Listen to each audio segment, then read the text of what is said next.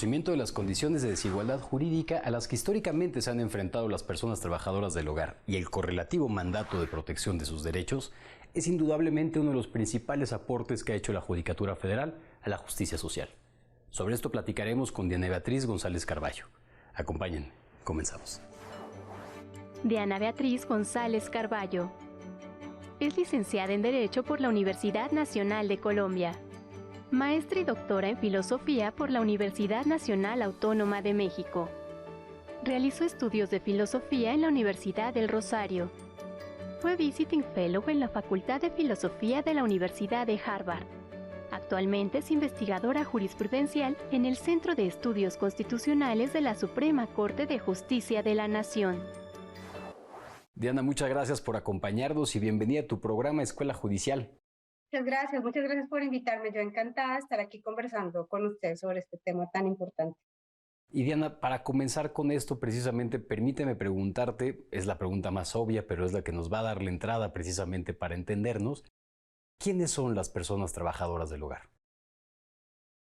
Bueno, en primer lugar, las personas trabajadoras del hogar son un grupo poblacional muy grande, no solo en México, sino en Latinoamérica y en otros lugares también. Son muchas personas las que se dedican a este tipo de labores. En Latinoamérica y en México, la mayoría de ellas son mujeres, ¿no? Y son mujeres que actualmente tienen entre unos 25 y 40 años.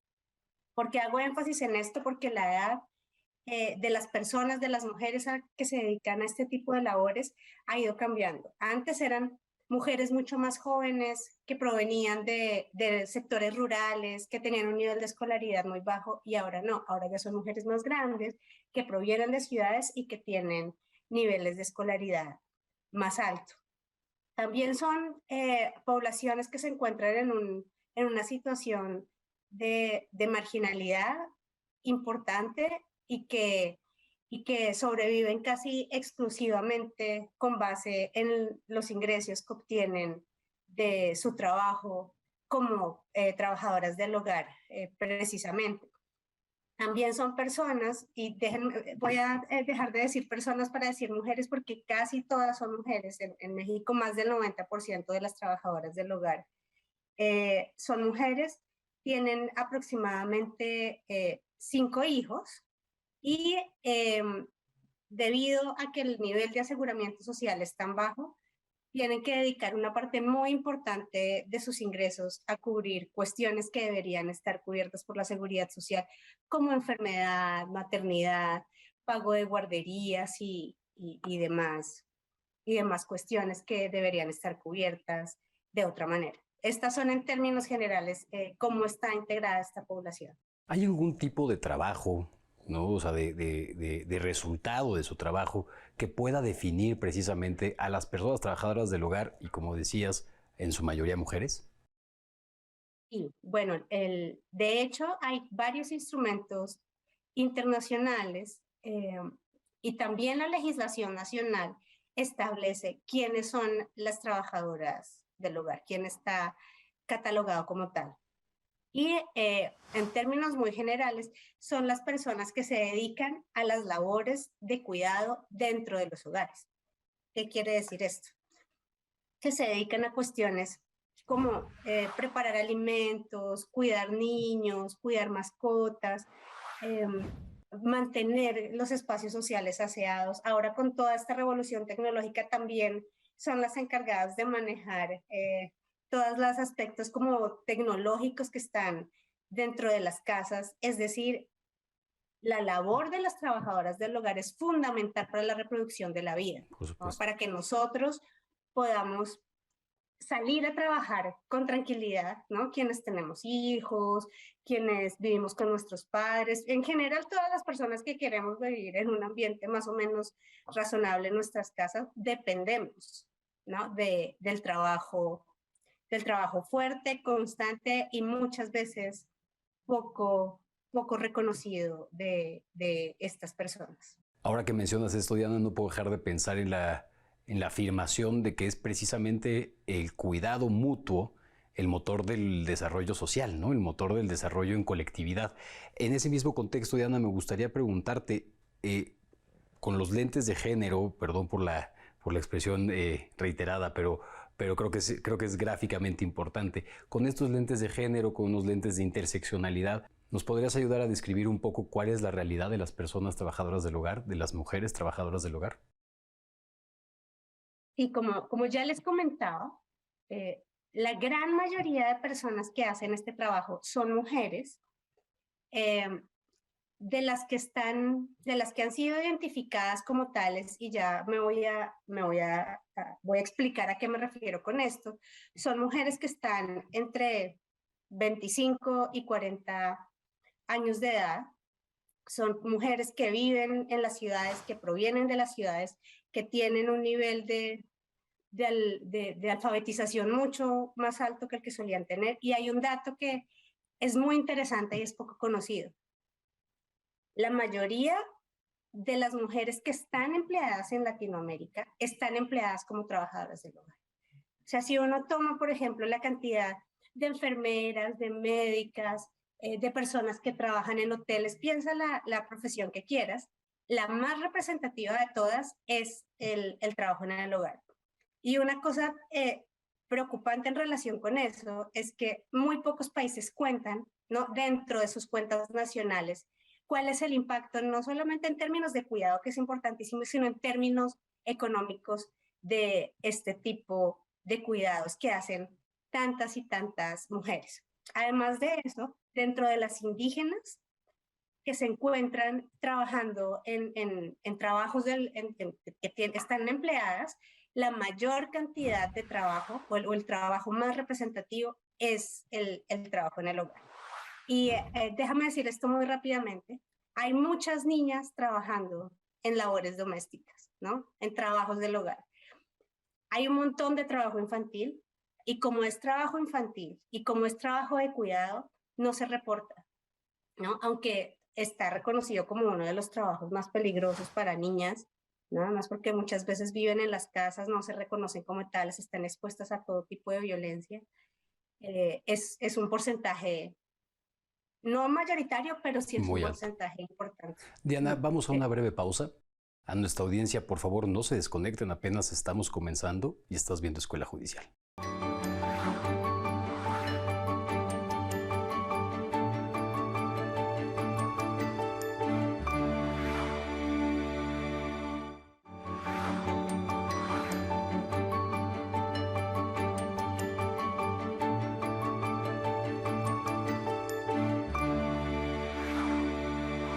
Estamos hablando con Diana González Carballo, investigadora del Centro de Estudios Constitucionales de la Suprema Corte de Justicia de la Nación. Diana, hace un momento nos platicabas precisamente la dolorosa realidad y la dolorosa experiencia, no solamente invisibilizada, racializada, precarizada y explotada de las personas trabajadoras del hogar, fundamentalmente de las mujeres trabajadoras del hogar y de las niñas.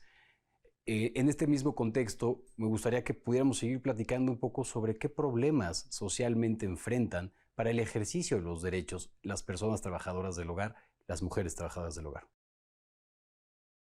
Bueno, enfrentan un montón de obstáculos para el ejercicio de sus derechos. En primer lugar, es que los trabajos mismos que realizan, ¿no?, las labores no se reconocen como cuidado. Eh, para muchas personas, las cosas que se hacen dentro del hogar son, no sé, es una manera extraña de entender esto, como si no fuera un trabajo, sino como ciertas actividades que realizan o que las mujeres deben realizar.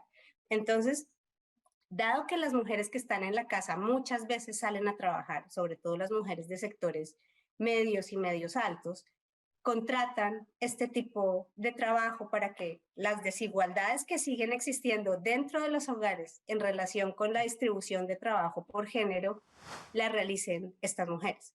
Pero estas mujeres llegan y no se reconoce el trabajo de cuidado como un trabajo. Entonces, ese es el primer obstáculo, ¿no? Si yo no reconozco el trabajo de cuidado como un trabajo, mucho menos voy a reconocer esto como un derecho. Y debido a la manera en que está estructurado el derecho a la seguridad social en México, perdón, que está vinculado de manera tan cercana con el trabajo, si no se reconoce como trabajo, entonces tampoco hay un reconocimiento del derecho a la seguridad social. Entonces, ya de por sí, estas dos ausencias en términos de derecho impactan todo el ejercicio y toda la titularidad de otras garantías fundamentales. Por ejemplo, piensen en horas extras. Por supuesto. Hay una cosa muy preocupante y es que las jornadas que tienen este tipo de trabajadoras son muy extensas. Por supuesto. Garantías sobre salud en el trabajo, ¿no? Medio ambiente, laboral. Y en ese mismo contexto, Diana, sobre este tema, sobre este problema social que ha sido la invisibilidad de los derechos laborales de las personas trabajadoras del hogar, se habla mucho del convenio 189 de la Organización Internacional del Trabajo. ¿Qué es este convenio? ¿Qué obligaciones le ha impuesto a México? Y permíteme hacer una pregunta previa. ¿México forma parte? Sí, el convenio 189 junto con la recomendación 201 son instrumentos que produce la Organización Internacional del Trabajo, que, como ustedes saben, es el ente dentro de la ONU que se encarga precisamente de todo este tipo de cuestiones. Y las recomendaciones que profiere y los convenios que profiere son vinculantes con ciertas condiciones para los estados. Este convenio, que es de 2011, es decir, no tiene tanto tiempo, es el reconocimiento por parte de la Instancia Universal de Derechos Humanos de estas personas como trabajadoras y de estas personas como titulares del derecho al trabajo digno, pero precisamente especialmente vulnerables cuando se trata del trabajo digno. También reconocen que muchísimas personas se dedican a eso y están en condiciones de precariedad, son lo que se reconoce en la academia como trabajadores pobres. De acuerdo. Entonces, lo que hace la ONU, la OIT en específico, en el convenio y en la recomendación, es decir, mire, yo entiendo que las circunstancias en las cuales están patronos y empleadores en este caso son muy particulares. ¿Por qué? Porque no se trata de una empresa quien está contratando, porque todo el trabajo se realiza precisamente en los hogares, ¿no? Entonces, hay que adaptar un poco lo que se exige a los patronos y empleadores en términos de seguridad social para poder incluir a estas personas que además muchas veces no tienen un solo patrón, sino que trabajan en diferentes lugares durante toda la semana. Entonces, a lo que invita el convenio es a considerar estas particularidades para garantizar algo que es un derecho humano, porque esto es una cosa también bien importante de decir. El derecho al trabajo de las trabajadoras del hogar es un derecho humano, pero el derecho a la seguridad social de todos, también de las trabajadoras del hogar, es un derecho humano. México es parte del convenio.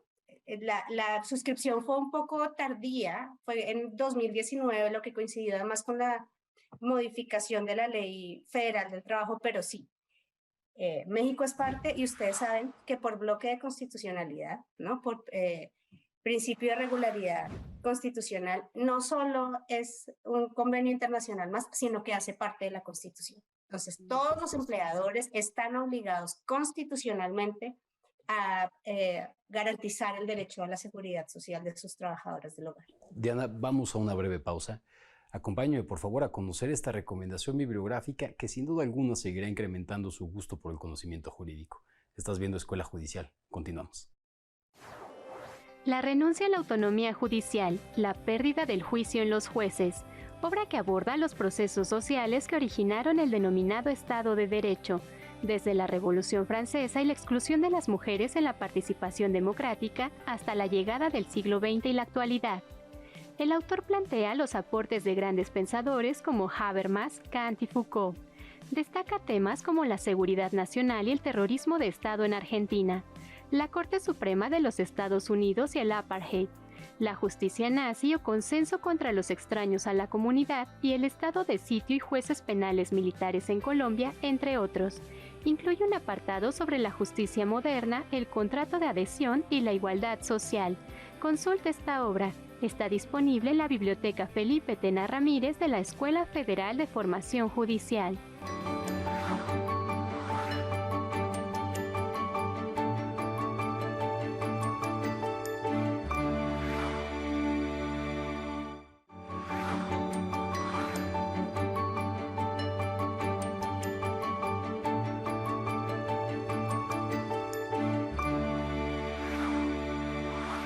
Gracias por continuar con nosotros. Diana, hace un momento platicábamos precisamente del convenio 189 de la OIT, un convenio que protege derechos humanos y por lo tanto me gustaría decirlo, al proteger el derecho humano tanto al trabajo como a la seguridad social, lo que hace este convenio es proteger la dignidad de las personas trabajadoras del hogar, proteger su autonomía, proteger y garantizar la inviolabilidad de sus personas. En ese contexto, Diana, y por lo que nos vienes platicando, entiendo y podría asumir que pues en una buena parte la suscripción de este convenio también deriva de las sentencias que ha emitido la Suprema Corte de Justicia de la Nación en este contexto. Ha sido entonces pues una especie de sostén precisamente que invita al Estado mexicano a ampliar sus garantías. Pero me gustaría preguntarte sobre una política muy específica.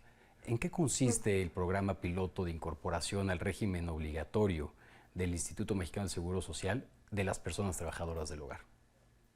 Uy, este es un tema interesantísimo por muchas razones. O sea, no solo porque es una garantía efectiva de un derecho fundamental que no estaba reconocido, sino por el proceso que llevó hasta a eso, ¿no? Rápidamente, la Suprema Corte, en la sentencia sobre el derecho al aseguramiento social obligatorio de las trabajadoras del hogar, conminó al legislativo, ¿no?, para que modificara la ley que no reconocía este aseguramiento obligatorio, la Ley Federal del Trabajo, la Ley de Seguridad Social, pero también conminó al Instituto Mexicano de los Seguros Sociales para que implementara un programa, y se llama programa piloto porque es un programa de transición. Antes, no es que las trabajadoras del hogar estuvieran absolutamente desprotegidas, estaban parcialmente desprotegidas porque el aseguramiento era voluntario, entonces si los patrones querían podían hacerlo o no. Lo que hace el programa piloto es acondicionar, ¿no?, lo que se pide a los patronos para el aseguramiento obligatorio de las trabajadoras del hogar a sus condiciones muy particulares. Y la idea es que este programa piloto se convierta en un programa permanente. Los patronos entran a la página del IMSS, es muy fácil, ¿no?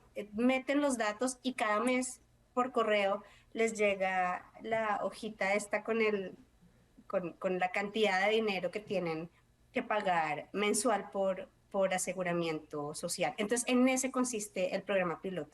Y déjame, por favor, reiterar, el aseguramiento social de las trabajadoras del hogar es obligatorio. Las trabajadoras del hogar son trabajadoras como tú, como yo y como muchas de las personas que nos están viendo. En ese sentido, tienen tanto derecho al aseguramiento social como nosotros.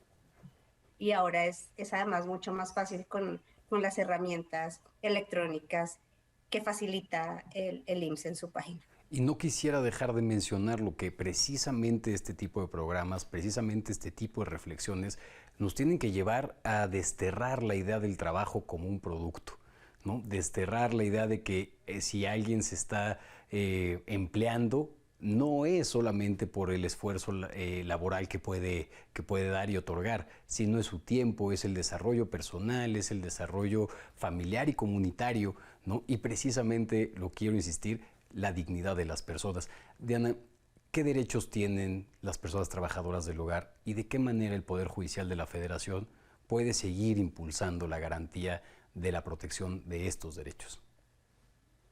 Los derechos que tiene la persona trabajadora del hogar y especialmente por la población que integra a estas trabajadoras, las trabajadoras del hogar, es el derecho que tenemos todos los trabajadores formales en México. Entonces tenemos derecho a recibir un salario que nos permita vivir en condiciones decentes, ¿no? Es decir, no cualquier tipo de dinero que se entiende más bien como una caridad, sino a un salario.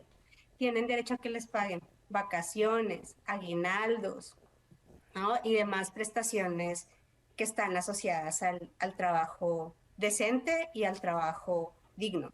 Tienen derecho al aseguramiento social y piensen de nuevo otra vez, esta población está integrada mayoritariamente por mujeres que dejan sus casas, donde seguramente también tienen hijos, donde seguramente también tienen personas de la tercera edad a su cargo, donde también hay responsabilidades de cocinar, de limpiar, por ir a hacer eso en nuestras casas para que principalmente las mujeres por la distribución equitativa podamos salir al mercado de trabajo. Un hito muy importante en este cambio lento pero seguro en la mentalidad y en el reconocimiento del derecho es la sentencia de la Corte sobre la obligatoriedad del aseguramiento de las trabajadoras del hogar. Búsquenla, es la AD9 de 2018, es una sentencia que es muy clara, que es una sentencia muy importante y argumentativamente está muy bien estructurada en relación en explicar por qué el aseguramiento a la seguridad social debe ser un aseguramiento obligatorio y no solo facultativo. Entonces, en relación con qué puede hacer el Poder Judicial de la Federación, es precisamente partir de decisiones como la de la Corte, ¿no? Como la que ya se tomó en 2018, y ampliar el reconocimiento de este derecho, no irse, por ejemplo, a cuestiones como horas extras de las cuales hablábamos, de jornada laboral, de cuáles son las responsabilidades, por ejemplo, en términos de riesgos profesionales, como en ir cualificando estos derechos que ya se tienen. Por supuesto, Diana, muchísimas gracias por habernos permitido platicar contigo, pero sobre todo para darnos claves que nos permiten entender una materia que está en el día a día en nuestra frente y que de verdad necesitamos reflexionarla críticamente. Seguro, muchísimas gracias a ustedes. Este es un tema muy importante y es un tema que tenemos literalmente en nuestra casa y frente a nuestros ojos todos los días. Y a veces es muy abrumador enfrentar problemas sociales, intentar hacer algo porque pues, nuestro tiempo y nuestras capacidades son limitadas. Pero si hay algún derecho humano en el que sí podemos hacer algo, es en la garantía del derecho a la seguridad social y de los derechos laborales de las personas que son trabajadoras de nuestro hogar. Diana González Carballo, investigadora del Centro de Estudios Constitucionales de la Suprema Corte de Justicia de la Nación. A nuestro auditorio, muchas gracias por seguirnos. Nos vemos en la próxima. Esto fue Escuela Judicial.